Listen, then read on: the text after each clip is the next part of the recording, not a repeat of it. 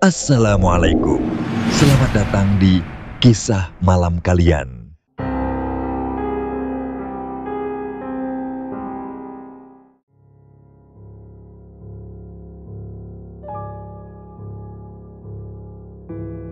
Bis malam itu melaju pelan di jalanan gelap menuju Jepara. Lampu-lampu kota Tangerang sudah lama hilang di belakang, digantikan pekatnya malam dan suara mesin yang sesekali tersendat.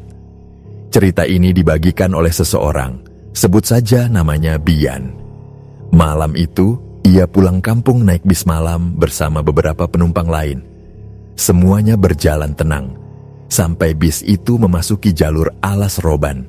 Hutan di kiri kanan jalan tampak gelap pekat. Kabut turun perlahan, udara mulai dingin, dan entah kenapa suasana di dalam bis jadi sunyi. Terlalu sunyi. Lalu tiba-tiba mesin mati. Bis berhenti di tengah-tengah hutan, jauh dari rumah penduduk, tanpa satupun kendaraan lain yang melintas. Dan disitulah semuanya berawal. Malam panjang yang tidak akan pernah Bian lupakan.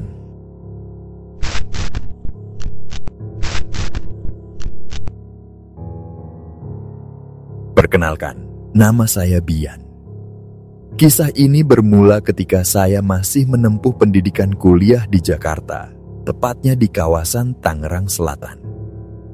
Saat itu saya tinggal di rumah tante saya di Ciledug. Walaupun lingkungan di sana cukup nyaman, rasa rindu terhadap kampung halaman di Jepara semakin sering muncul. Hingga pada suatu sore di tahun 2017, saya memutuskan untuk pulang. Saya memilih menggunakan bis, karena moda transportasi itulah yang paling membuat saya merasa nyaman untuk perjalanan jauh. Sore itu juga saya memesan tiket bis dengan rute Jakarta-Jepara. Setelah mendapatkan tiket, saya naik bis dari Ciledug. Bis itu sempat beberapa kali transit di Pasar Jumat, Kampung Rambutan, dan beberapa titik lain yang tidak begitu saya ingat karena saya hanya duduk dan menikmati perjalanan. Waktu berjalan perlahan, setiap pemberhentian terasa lama, hingga tiba-tiba hari mulai gelap, dan waktu maghrib hampir masuk ketika bis berbelok memasuki jalan tol. Seperti biasanya, ketika malam tiba, lampu bis dimatikan agar penumpang dapat beristirahat. Begitu azan maghrib terdengar dari kejauhan, saya teringat bahwa salat tidak bisa ditunda. Karena itu, saya berinisiatif untuk menunaikan salat maghrib di dalam bis. Saat itu, kondisi bis sangat sepi. Dari lebih dari 20 kursi, hanya sekitar 6 kursi yang terisi. Para penumpang lainnya memilih duduk di bagian depan bis, sementara saya berada di deretan tengah, tepat di dekat toilet yang letaknya sedikit menurun di sisi kiri bis. Bagian belakang bis hampir seluruhnya kosong, membuat suasana di sekitar saya terasa lebih hening dan dingin. Sebelum salat, saya perlu berwudu. Karena air di toilet tidak tersedia, saya meminta sebotol besar air mineral kepada kernet. Ia mengiyakan permintaan saya, dan saya pun berwudu semampunya. Setelah itu, saya berdiri menghadap kursi di depan, berusaha menunaikan salat di tengah ruang sempit yang ada. Ketika saya mengangkat tangan untuk takbir dan mulai menundukkan kepala, saya merasakan hembusan angin dingin menyapu telinga saya secara perlahan. Saya mengira itu berasal dari pendingin udara di atas kepala saya. Jadi saya tidak terlalu memikirkannya. Namun hembusan itu terasa berbeda, lebih dingin, lebih dekat, dan seolah-olah diarahkan langsung ke telinga saya.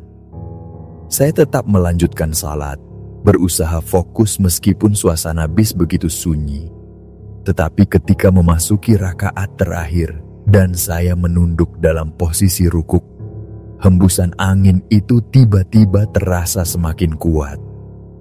Pada saat yang sama, terdengar suara kecil di samping telinga saya. Suara tawa kecil, pelan namun jelas, seperti berasal dari sesuatu yang berdiri tepat di sisi saya. Seluruh tubuh saya seketika merinding. Yang tadinya hendak saya baca adalah doa rukuk seperti biasanya. Tetapi suara tawa kecil itu membuat napas saya tercekat.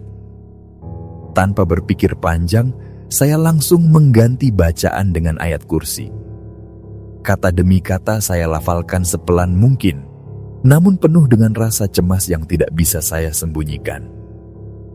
Anehnya setelah bacaan itu terucap, hembusan angin tadi perlahan menghilang. Suara tawa itu pun lenyap seketika. Ketika suasana kembali tenang, saya perlahan bangkit menuju posisi i'tidal.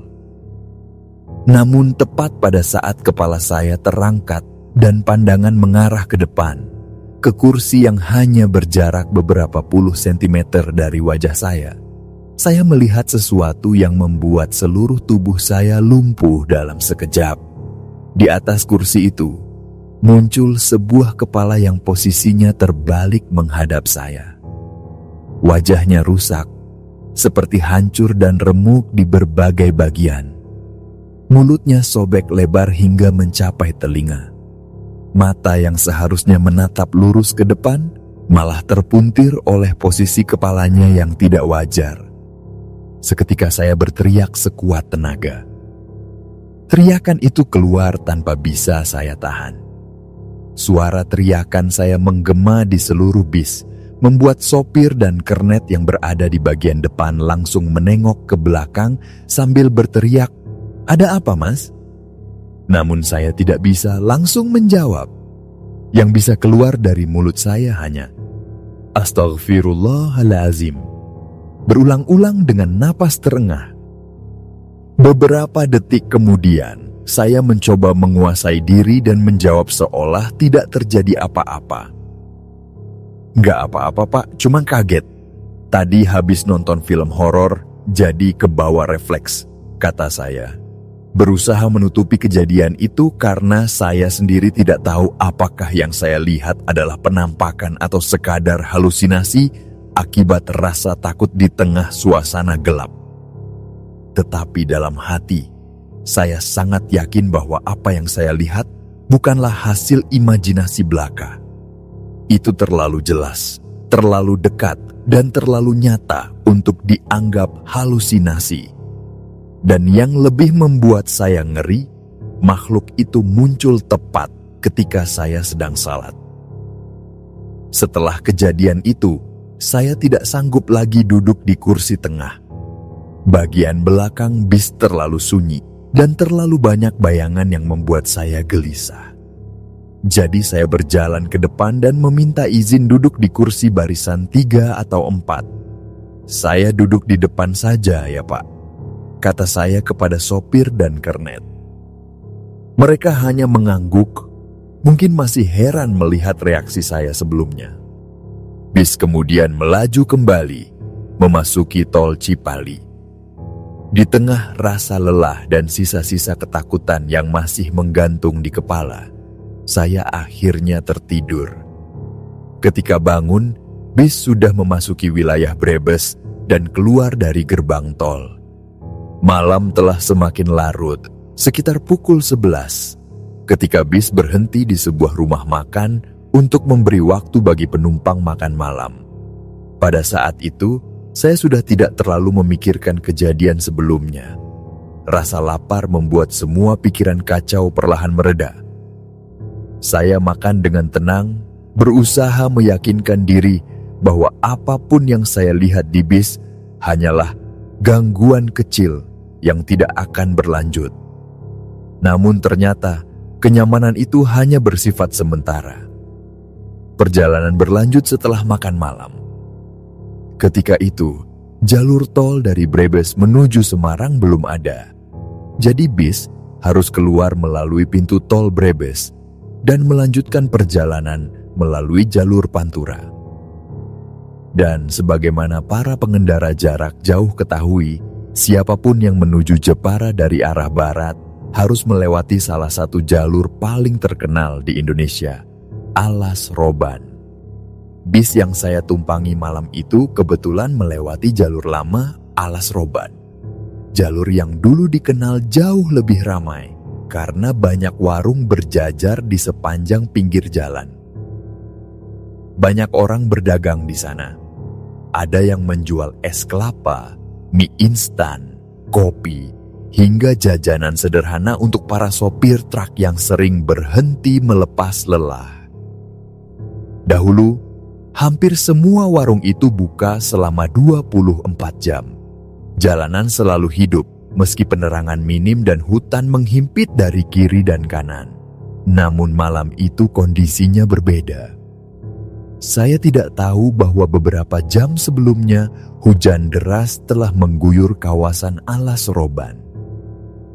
Ketika bis masuk ke kawasan itu, saya baru menyadari bahwa hampir seluruh warung yang biasanya menyala dengan lampu kekuningan kini gelap total. Jalanan basah, penuh genangan yang memantulkan sedikit cahaya dari lampu kendaraan. Dari balik jendela bis yang dingin, saya melihat betapa sunyinya tempat yang biasanya tidak pernah benar-benar tidur itu.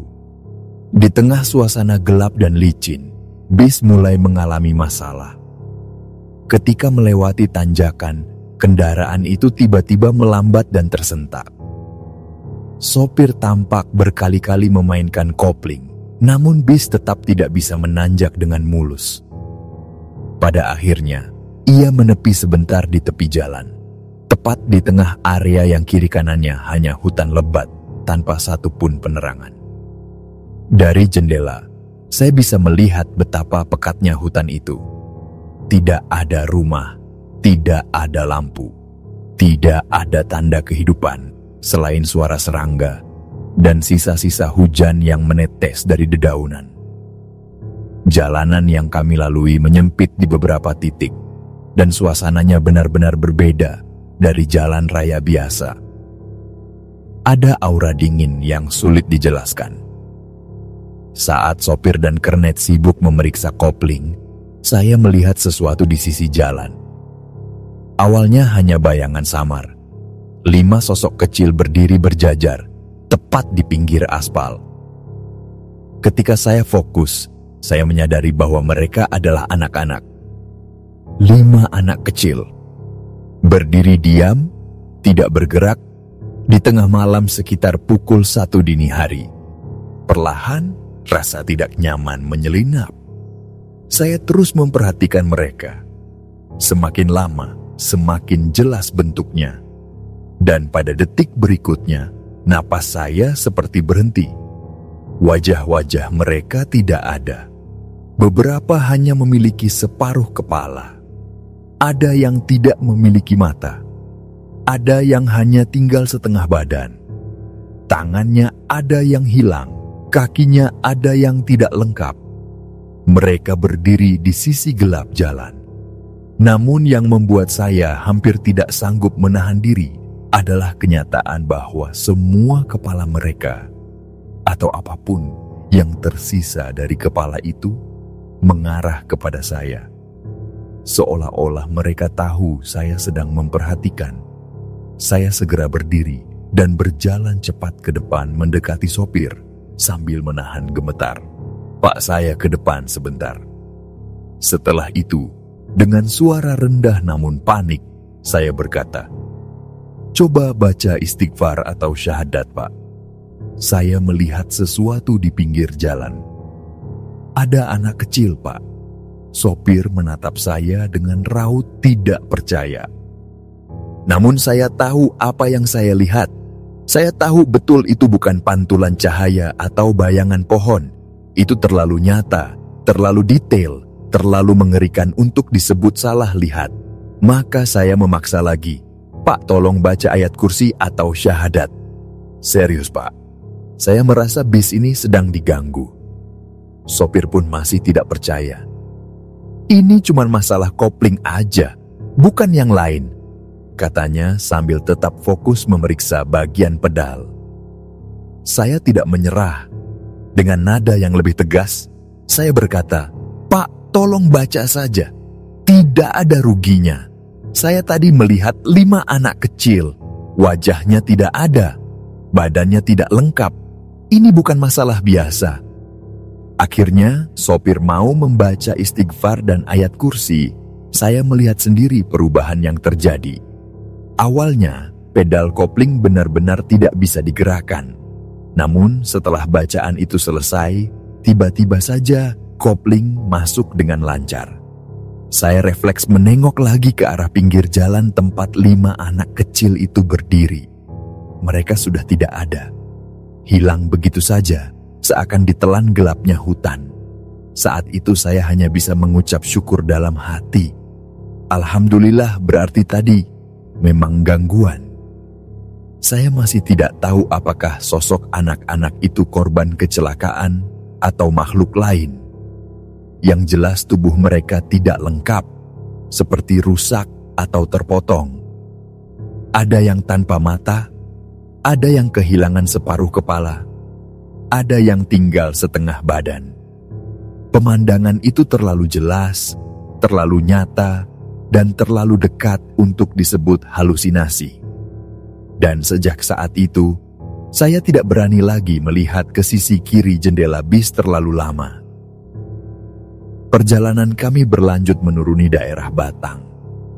Namun belum lama setelah bis melaju, kendaraan itu kembali berhenti mendadak. Kali ini bukan karena kopling, melainkan karena mesin tiba-tiba mati. Sopir mengatakan bis mengalami mogok, tanpa tahu pasti apa penyebabnya.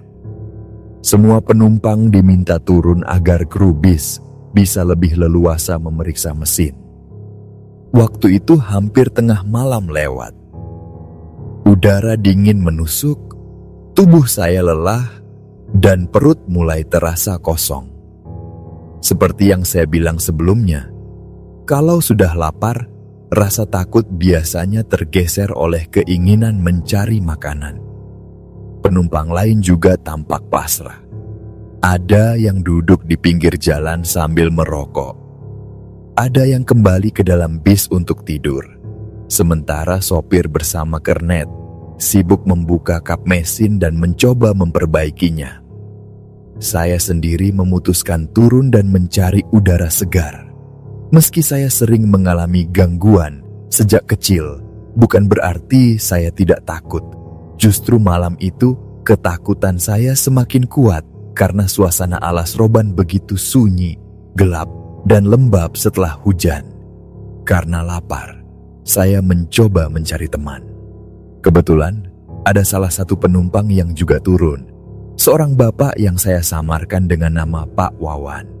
Kami sama-sama gelisah dan sama-sama lapar. "Ayo Pak, kita cari makan. Siapa tahu ada warung yang masih buka," kata saya. Pak Wawan mengangguk setuju. Kami berjalan menyusuri pinggir jalan yang gelap. Warung-warung yang biasanya ramai semuanya tutup. Mungkin karena hujan deras sebelumnya. Hanya ada sisa-sisa lampu dari warung yang sudah dipadamkan. Sementara di kiri kanan masih berdiri hutan lebat yang gelapnya seperti tak berujung. Suasana itu benar-benar tidak nyaman. Namun setelah berjalan beberapa menit, dari kejauhan saya melihat titik cahaya berwarna kuning. Cahaya redup seperti lampu 5 watt zaman dulu yang biasa menggantung di teras warung. Kami memperhatikan dengan lebih saksama. Benar, itu adalah sebuah warung kecil dengan pintu yang terbuka. Letaknya agak masuk ke dalam area hutan. Tidak terlalu jauh, namun cukup membuat siapapun harus melewati tanah gelap sebelum mencapainya. Lampu kuning yang menggantung membuat warung itu tampak seperti satu-satunya tempat hidup di tengah kegelapan alas roban. Karena lapar, kami memberanikan diri masuk. Warung itu tampak seperti warung biasa. Meja kayu, rak kaca, bangku panjang. Namun etalasenya kosong total. Tidak ada mie instan, tidak ada air minum, bahkan tidak ada camilan kecil. Seolah warung itu memang sudah tutup, tapi anehnya lampunya justru menyala. Saya mencoba memanggil, "Permisi, kami mau pesan makanan." Namun tidak ada jawaban. Saya mengetuk meja. Tetap tidak ada yang menyahut, hanya suara serangga dan tetesan air dari luar yang terdengar. Kami duduk sebentar menunggu. Tiba-tiba, dari bagian belakang warung, terdengar suara piring dicuci. Suara air mengalir dan piring beradu satu sama lain, pelan, jelas, dan teratur. Mendengar itu, saya dan Pak Wawan saling pandang, lalu berdiri perlahan menuju dapur. Dari arah dapur, terlihat seorang wanita sedang mencuci piring. Tubuhnya agak membungkuk sedikit, menghadap ke bak cucian, membelakangi kami. Rambutnya terurai, panjang dan basah seolah baru kehujanan. Saya pun menyampaikan bahwa kami ingin memesan makanan, dan Pak Wawan yang sejak tadi berdiri di sebelah saya juga menyebutkan pesanannya. Ibu itu tidak langsung menoleh, tetapi menghentikan cucian piringnya, meletakkan piring tersebut, lalu mengangguk pelan ke arah tembok seakan mengerti. Gerakannya sangat kaku, tetapi karena lapar, kami tidak memikirkan hal itu terlalu jauh. Kami kemudian menunggu di area depan warung. Tak lama kemudian, seorang remaja laki-laki kurus, sekitar 15 tahun, masuk ke dapur dan berdiri di samping ibu tersebut. Ia mengenakan sarung dan kaos lusuh. Saya mengira ia adalah anak dari pemilik warung, datang untuk membantu memasak. Dengan pikiran itu, kami kembali duduk dan menunggu. 15 menit berlalu tanpa tanda-tanda makanan sedang dibuat. 20 menit berikutnya juga tetap sunyi. Kami keluar sebentar untuk melihat bis yang masih mogok di pinggir jalan. Kru bis tampak masih sibuk memperbaiki mesin, memberi kami waktu lebih untuk menunggu, atau lebih tepatnya, terjebak menunggu. Ketika kami kembali masuk, keadaan di dapur tidak berubah sama sekali. Ibu itu masih berdiri membelakangi kami, begitu pula remaja laki-laki di sampingnya. Mereka berdiri tidak bergerak. Suasana dapur terasa lebih dingin dan lembab daripada sebelumnya. Saya mencoba menegur sekali lagi, bertanya mengapa makanan belum juga disiapkan. Ibu itu tidak menjawab. Ia hanya merapikan rambut panjangnya dari belakang dengan gerakan lambat yang menjalar seperti sesuatu yang tidak wajar. Bulu kuduk saya meremang spontan. Karena lapar dan mulai gelisah, saya mengulang pertanyaan. Dan pada saat itulah tubuh ibu itu perlahan berputar. Awalnya hanya sedikit bagian pundaknya yang terlihat. Lalu rambutnya bergeser, memperlihatkan sepotong wajah. Ketika ia benar-benar menoleh, wajah itu tampak dengan jelas. Satu matanya hilang, hanya tersisa cekungan hitam yang koyak. Hidungnya tidak ada, meninggalkan rongga gelap yang tak berbentuk. Mulutnya robek lebar sampai dekat telinga, memperlihatkan deretan taring yang terlalu panjang untuk disebut gigi manusia. Sambil memainkan rambutnya, ia tampak seperti hendak berbicara, tetapi yang keluar hanya suara lirih dan parau, lebih seperti bisikan daripada ucapan. Belum sempat saya memproses ketakutan itu, remaja yang berdiri di sampingnya tiba-tiba berbalik badan. Sarung yang ia pakai terlepas begitu saja ke lantai. Di bawahnya, terlihat kaki yang dipenuhi bulu dari pangkal paha sampai telapak, rapat, kasar, dan hitam pekat. Dalam hitungan detik, tubuh remaja itu memanjang, mengembang, dan berubah menjadi makhluk besar berukuran hampir 2,5 meter. Matanya memerah, napasnya memburu, taringnya menjulur keluar. Dari entah mana, di tangannya kini tergenggam golok besar dan sebilah senjata pendek, seperti celurit.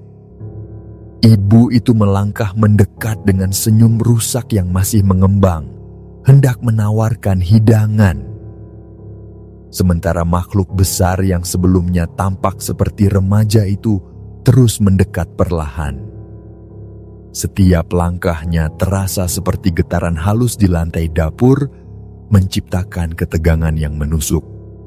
Refleks, saya langsung menarik lengan Pak Wawan, memaksanya untuk meninggalkan dapur itu. Saya memberitahunya dengan tergesa bahwa warung tersebut adalah warung gaib.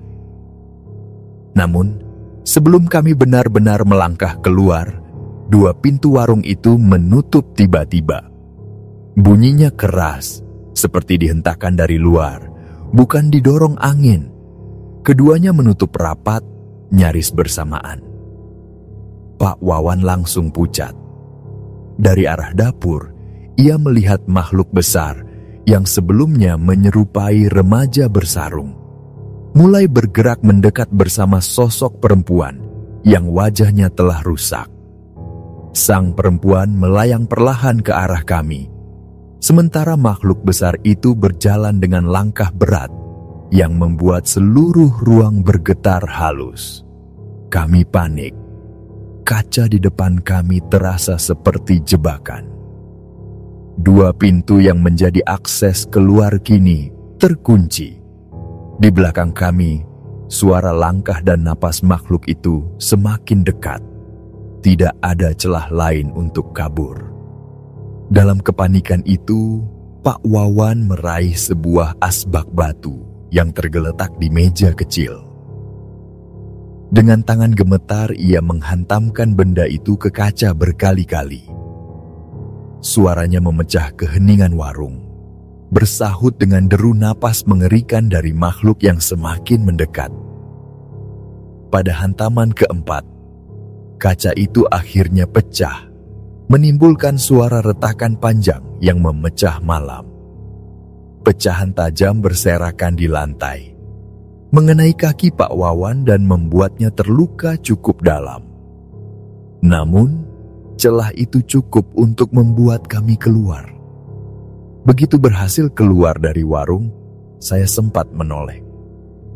Sosok perempuan itu berdiri di balik kaca yang baru saja dipecahkan, memandang kami sambil mempertahankan senyum lebarnya. Mulutnya robek lebar seperti topeng setan, dan ia masih memainkan ujung rambutnya dengan santai. Makhluk besar di belakangnya berdiri tegak, menatap kami dengan mata merah menyala. Kami berlari ke arah jalan. Jaraknya agak jauh, dan hutan di kiri kanan membuat udara semakin dingin. Pak Wawan berlari pincang karena luka di kakinya, namun tetap memaksa diri untuk terus maju.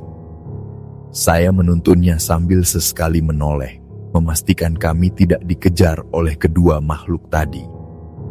Namun ternyata ancamannya jauh lebih besar. Saat saya menoleh untuk kesekian kalinya, saya melihat 3, mungkin 4, pocong melayang di antara pepohonan, bergerak mendekati kami dengan kecepatan yang tidak wajar. Mereka seperti melompat-lompat tanpa suara, hanya menyisakan bayangan pucat yang bergerak cepat. Di sisi lain, 2 sosok kuntilanak melayang dari batang pohon ke batang pohon, mengikuti jejak kami. Rambut mereka menjuntai panjang, melambai-lambai mengikuti gerakan tubuh mereka yang tidak menyentuh tanah. Dan dari arah belakang, 5 anak kecil yang sebelumnya saya lihat di pinggir jalan, dengan tubuh tak lengkap dan wajah hancur, berjalan tergesa menuju kami.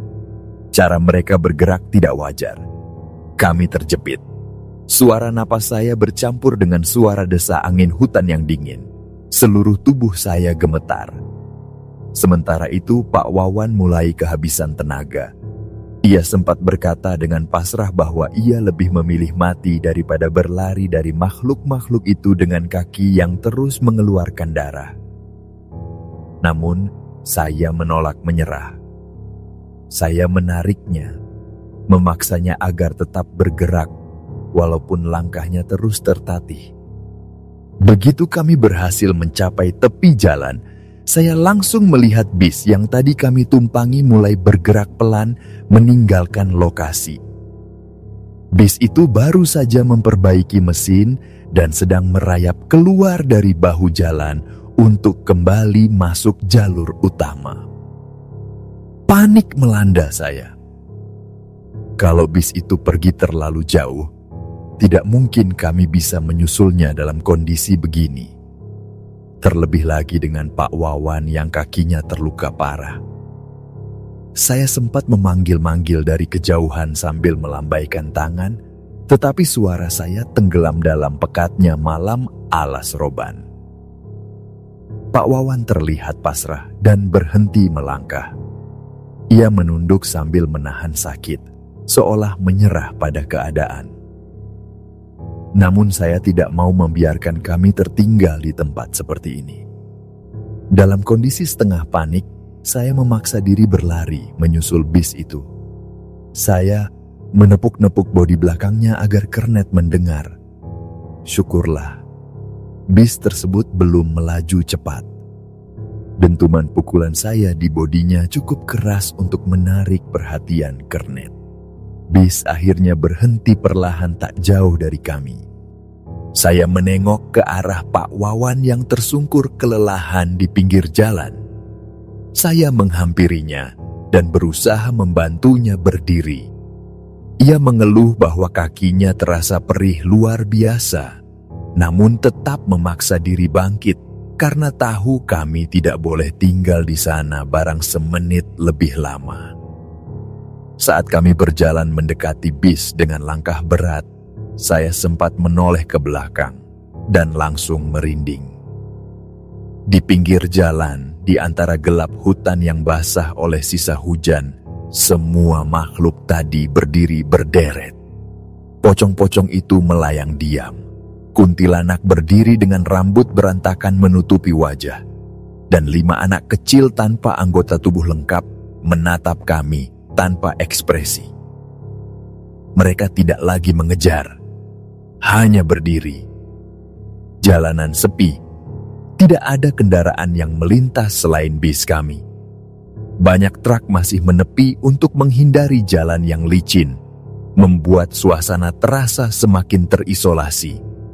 Saya dan Pak Wawan berjalan cepat sambil sesekali menoleh ke belakang, memastikan apakah makhluk-makhluk itu kembali mengejar atau tidak. Namun mereka tetap diam di tempat yang sama. Dalam hati saya menyimpulkan bahwa tempat itu bukan sekadar lokasi sepi.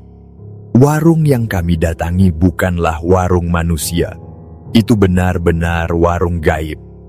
Bukan warung penglaris, bukan pula warung yang hanya memakai penjaga. Jumlah makhluk yang muncul terlalu banyak untuk disebut penjaga. Ini sudah seperti sarang, rumah, atau bahkan wilayah mereka sendiri. Setelah akhirnya naik ke dalam bis, kami langsung dicecar pertanyaan oleh sopir dan kernet. Mereka mengira kami tersesat, atau bahkan sengaja meninggalkan bis. Nada bicara mereka penuh kekesalan karena merasa kami telah membuat perjalanan semakin terlambat. Mereka tidak tahu apa yang sebenarnya terjadi. Kami mencoba menjelaskan bahwa kami hanya ingin mencari makanan dan tidak menyangka akan memakan waktu lama. Sopirnya masih menggerutu sambil bertanya mengapa kami tidak memberi kabar sebelumnya. Mereka baru benar-benar terdiam ketika melihat kondisi kaki Pak Wawan yang penuh darah dan sobekan kaca.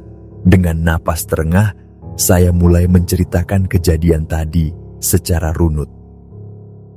Dan setelah saya dan Pak Wawan menjelaskan kejadian di warung itu secara lengkap, suasana dalam bis menjadi hening. Semua orang mengelilingi kami, mendengarkan dengan raut wajah antara tidak percaya dan takut. Sopir sempat menuduh kami berbohong, mengira kami hanya mengada-ngada atau terlalu panik. Namun sebelum saya sempat membantah, seluruh isi bis tiba-tiba terdiam. Di kaca bagian depan, tepat di pinggir jalan, berdiri makhluk-makhluk yang sebelumnya mengejar kami. Pocong-pocong itu berdiri sejajar dengan kain putih lusuh yang bergerak pelan tertiup angin. 2 kuntilanak duduk menggantung di dahan pohon. Rambut mereka tergerai panjang, menutupi wajah yang tidak ingin dilihat siapapun. Dan 5 anak kecil dengan tubuh tak lengkap, kepala yang hancur, serta sorot mata kosong, berdiri di tengah-tengah mereka. Semua orang di bis melihatnya. Tak ada lagi yang berani mengatakan bahwa cerita tadi adalah kebohongan. Sopir terpaku di kursinya. Kernet yang tadi berdiri dekat pintu langsung menjauh, merapat ke tengah lorong bis, seperti anak kecil yang ketakutan. Mereka menyaksikan sendiri apa yang sebelumnya hanya keluar dari mulut kami. Barisan makhluk itu berdiri diam, seperti sedang menyapa, memberikan semacam selamat jalan kepada kami. Bis masih berhenti, namun makhluk-makhluk itu tidak bergerak, hanya menatap bis yang seakan menjadi satu-satunya cahaya di antara hutan basah yang gelap. Beberapa detik kemudian, sopir tersadar. Ia menginjak gas tiba-tiba, membuat seluruh penumpang sedikit terhuyung. Tanpa menunggu siapapun berbicara, ia tancap gas keluar dari alas roban. Sopir-sopir Jepara biasanya memutar musik dangdut sepanjang perjalanan. Itu sudah seperti tradisi tak tertulis. Namun malam itu berbeda. Tanpa saling bicara, ia memutar sholawat Hadat Alwi sekeras-kerasnya. Lagu-lagu itu diputar tanpa jeda dari awal hingga akhir perjalanan, seolah menjadi benteng terakhir dari rasa takut yang belum mereda. Perjalanan keluar alas roban tak pernah terasa selama itu. Semua orang di bis terjaga. Tak ada yang memejamkan mata. Tak ada yang berbicara keras-keras. Tak ada suara lain selain bacaan sholawat dan suara mesin yang meraung pelan. Kernet yang biasanya santai dan bercanda kini duduk diam, memegang tasbih kecil sambil membaca istighfar berulang kali. Dari kejadian itu, 9 orang menjadi saksi hidup. 3 kru bis dan 6 penumpang, termasuk saya dan Pak Wawan. Semuanya melihat hal yang sama. Semuanya mengalami detik-detik mencekam yang tidak akan pernah mereka ceritakan dengan lelucon. Bis melaju sepanjang malam, tak berhenti lagi hingga fajar mulai muncul. Ketika akhirnya tiba di Jepara sekitar pukul 5 pagi, tak ada sisa gangguan apapun. Namun ketakutan itu menempel seperti bayangan yang tak mau hilang. Tidak ada satu pun yang bisa tidur sejak kejadian di warung itu terjadi. Ketika saya memastikan apakah makhluk-makhluk itu mengikuti kami hingga akhir, syukurlah jawabannya tidak. Kaki Pak Wawan yang sobek juga tidak membawa dampak aneh setelahnya. Hanya luka fisiknya yang tersisa dan traumanya. Sejak kejadian itu, Pak Wawan tidak pernah naik bis lagi. Ketika saya pernah mengajaknya pergi bersama lagi ke Jakarta, ia hanya menunjukkan luka di kakinya melalui video call sambil tersenyum pahit. Ia berkata bahwa satu pengalaman seperti itu terlalu mahal untuk diulang. Dan saya mengerti. Beberapa perjalanan memang tidak sekadar perjalanan. Ada perjalanan yang menguji iman. Ada yang menguji keberanian. Dan ada perjalanan seperti malam di alas roban.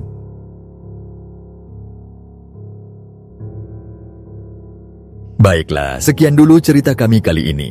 Kami mohon maaf jika ada kesalahan dalam perkataan dan pengucapan saat membawakan cerita. Bagaimana pendapat kalian dari cerita ini? Semoga dengan kisah ini dapat menghibur sahabat semua. Dan saya Sandi undur diri, sampai jumpa lagi di kisah kami selanjutnya.